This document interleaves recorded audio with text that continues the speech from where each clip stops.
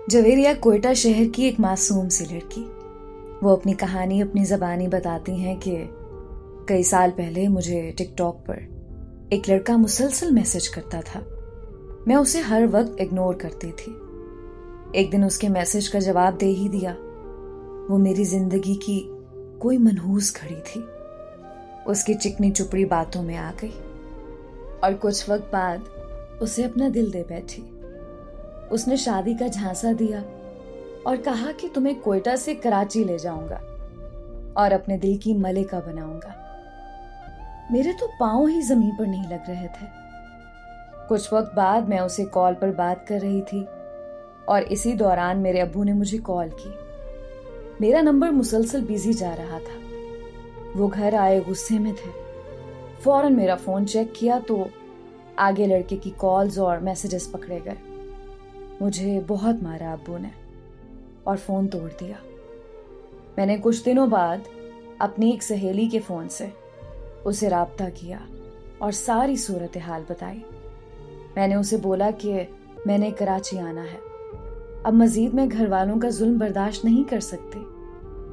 उसने ये बात सुनकर मेरी कॉल काट दी। मैं बहुत परेशान हुई और रात के अंधेरे में घर से निकल पड़ी।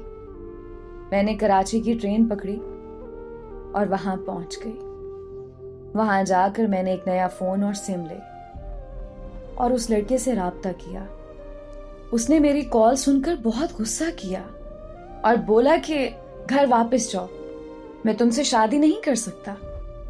मैंने कहा नहीं, अपनी सारी कश्तियां जला कर आई हूं, अब वापस नहीं जाना। उसने गुस्से से कॉल काट दी और नंबर बंद कर दिया। अनजान शहर में मैं बहुत परेशान थी। कोई होटल मुझे रूम नहीं दे रहा था। सब मैनेजर कहते, बीबी हम किसी अकेली लड़की को रूम नहीं दे सकते। बहुत मुश्किल से मुझे एक होटल में जगह मिली। मुझे डबल किराया देना पड़ा और जैसे कैसे रात गुजारी। डर के मारे पूरी रात नींद नहीं आई। जैसे ही सुबह हुई मुझे उस लड़के की कॉल आई और उसने बोला कि मेरे बताए हुए एड्रेस पर आ जाओ।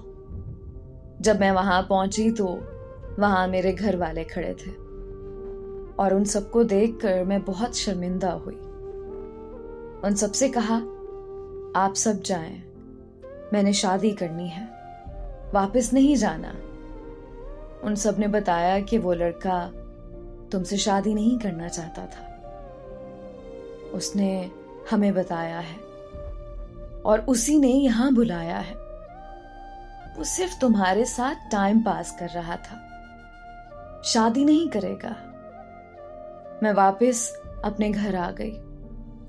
बहुत बार खुद को मारने की कोशिश की, लेकिन मौत भी नहीं आई मुझे और मैं आज तक अपने घर वालों से शर्मिंदा हूं।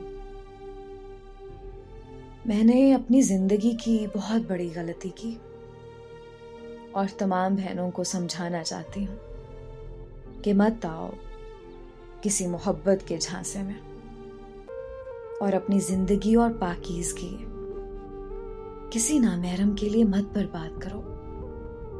मुझ जैसी बेवकूफ़ी ना करो। खुद को बाहिम्मत, मजबूत और खुद मुख्तार बनाओ।